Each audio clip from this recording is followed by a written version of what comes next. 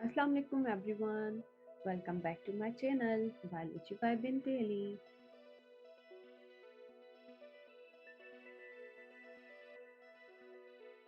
Cell membrane. The cell membrane is the outermost living boundary of all cells. तो cell membrane जितने भी cell हैं उन सब की आउटर मोस्ट बाउंड्री कहलाई जाती है, लिविंग बाउंड्री है ये। चाहे जिन भी सेल के पास जो है वो सेल वॉल हो या फिर जो है वो मतलब ना हो, मगर सेल मेम्ब्रेन सारे सेल में जो है वो प्रेजेंट होगी। इस वजह से हम कहते हैं कि outermost living boundary of all cell. और इसको लिविंग इस वजह से कहा जाता है क्योंकि जब एक सेल डिवाइड होता है तब उसकी सेल मेम्ब्रेन भी डिवाइड होती है। The cell membrane also called plasma membrane physically separates the intracellular space inside the cell from the extracellular environment outside the cell. The cell membrane surrounds and protects the cytoplasm. तो cell membrane को हम plasma membrane भी कहते हैं, selective permeable membrane भी कहते हैं। ये फिजिकली सेपरेट कर रही होती है इंट्रासेल्यूलर इन्वायरमेंट को, यानी कि ये जो सेल का पूरा साइटोप्लाज्म है ये इसका इंट्रासेल्यूलर कहलाया जाएगा, जबकि ये वाला जो बाहर पोर्शन है इसको हम एक्स्ट्रा सेल्यूलर कहेंगे। अब इन दोनों के दरमियान, इंट्रासेल्यूलर और एक्स्ट्रा सेल्यूलर मीडियम के दरमियान जो बैरियर बन जाता है, जो प्रोटेक्टिव स्ट्रक्चर बन जाता है, वो है सेल मेम्ब्रेन। जैसे कि इस पिक्चर में आप लोग देखें, that is the intracellular space and that one is the extra cellular space. तो इन दोनों के दरमियान जो है वो कौन सा स्ट्रक्चर आता है, that is the cell membrane. तो इसी वजह से हम कहते हैं कि ये बैरियर बन जाता है एक्सटर्नल और इंटरनल एनवायरनमेंट के दरमियान। The cell membrane is composed of a double layer bilayer of special lipids called phospholipids. तो सेल मेम्ब्रेन फॉस्फोलिपिड बायलेयर कहलाई जाती है। इसका मतलब होता है कि फॉस्फेट के दो जो है वो स्ट्रक्चर, यानी कि दो मॉलिक्यूल जो है वो प्रेजेंट होंगे और जो कि एक दूसरे के अपोजिट प्रेजेंट होते हैं। जैसे कि इस पिक्चर में आप लोग यहाँ पर देखें, फॉस्फेट का मॉलिक्यूल यहाँ से और इधर से यहाँ से, ये दो जो है वो फॉस्फेट की लेयर्स जो है वो बन जाती हैं। तो आप लोग देखो यहाँ पर ये जो है वो फॉस्फोलिपिड बायलेयर कैसे बनती है कि एक फॉस्फोलिपिड का मॉलिक्यूल इस तरह से प्रेजेंट होगा, तो दूसरा फॉस्फोलिपिड का मॉलिक्यूल इस तरह से प्रेजेंट है। और इस तरह से ये पूरे जो है वो फॉस्फेट के मॉलिक्यूल जो है वो आप लोगों को नजर आ रहे हैं, ये प्रेजेंट होंगे कंटिन्यूअसली और दो लेयर्स बना रहे हैं, एक जो है वो एक्स्ट्रा सेल्यूलर की तरफ, दूसरी इंट्रा सेल्यूलर की तरफ। तो इस वजह से हम कहते हैं कि plasma membrane is phospholipid bilayer. आप लोग देखो कि जो फॉस्फोलिपिड स्ट्रक्चर था,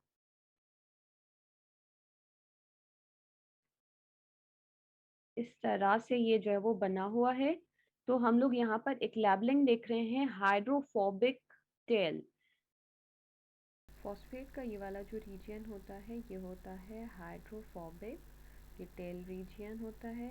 और हाइड्रोफोबिक ये इस वजह से होता है क्योंकि ये फैटी एसिड से बना हुआ है, जबकि मेम्ब्रेन का जो दूसरा साइड है फॉस्फोलिपिड का वो है हेड रीजन, और ये होता है हाइड्रोफिलिक इन नेचर। और हाइड्रोफिलिक ये इस वजह से होता है क्योंकि ये जो है वो बना होता है फॉस्फेट और ग्लाइसरोल का।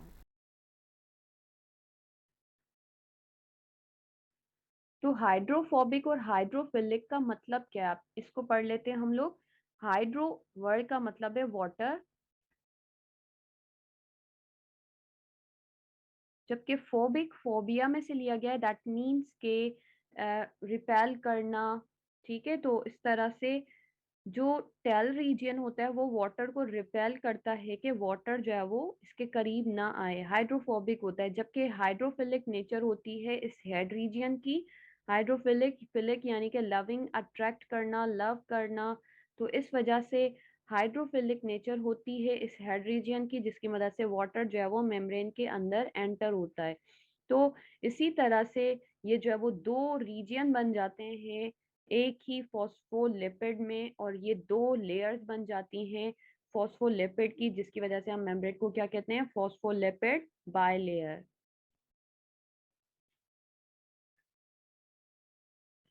Structure of cell membrane, the fluid mosaic model.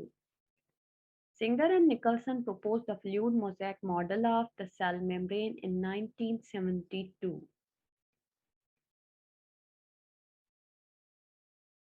This model describes the phospholipid acting like matrix and conjugated glycoproteins. Glucose and proteins together may float freely in this matrix. तो singer और Nicholson दो scientist थे जिन्होंने जो है वो working model दिया था 1972 में प्लाज्मा मेम्ब्रेन का। उन्होंने डिस्क्राइब किया था कि किस तरह से फॉस्फोलिपिड का मैट्रिक्स जो है वो बनता है और ये कॉन्जुगेटेड ग्लाइकोप्रोटीन के साथ जो है वो कंबाइन होकर जो है वो प्रेजेंट होता है, कि स्ट्रक्चर बनता है। और हम इसको फ्लूइड मोज़ेक मॉडल इस वजह से ही कह रहे होते हैं क्योंकि फॉस्फोलिपिड एक मैट्रिक्स मीडियम बनाता है, यानी कि फ्लूइड का स्ट्रक्चर बनाता है, जबकि जो ग्लाइकोप्रोटीन्स हैं वो फ्रीली फ्लोट करती हैं उस मैट्रिक्स में, यानी कि मोज़ेक का विजन देती हैं। That's why that model is called fluid mosaic model. This model describes the structure of the cell membrane as a fluid structure with various proteins and carbohydrates components floating freely in the membrane। तो membrane का actual structure हम लोग यही देख रहे होते हैं कि प्रोटीन और कार्बोहाइड्रेट और फॉस्फोलिपिड जो है उसका फ्लूइड पोर्शन बना रहा होता है।